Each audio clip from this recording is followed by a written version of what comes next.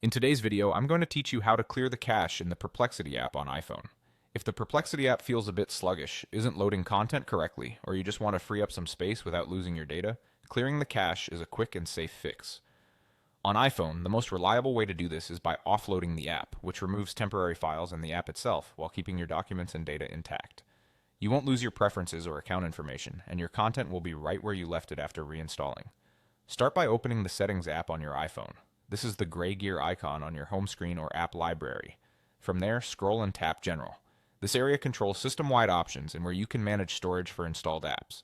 Next, tap iPhone Storage. Give it a moment to load. Your device is scanning and calculating how much space each app is using.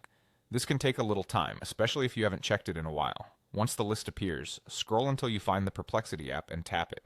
On this screen, you'll see how much storage the app itself uses and how much is taken up by its documents and data. If you notice the app size is large, that's often due to cached content and temporary files. Now tap Offload App. When you offload, iOS removes the app and clears its caches while keeping your data on the device. Confirm when prompted.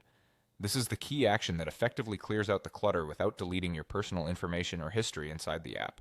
After the offload completes, tap Reinstall App. Your iPhone will download a fresh copy from the App Store. Make sure you have a stable internet connection so the reinstall is smooth and quick. Once it's finished, you can open Perplexity right from this screen or return to your home screen and launch it as normal. When the app opens, you'll notice it behaves like a fresh install in terms of performance, but your saved data and settings should still be there.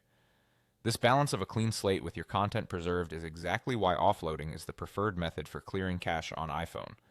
If the iPhone storage list takes a while to populate, give it a minute. This is normal. And if you're doing this to free up space, you can check the storage numbers again afterward to see how much you regained.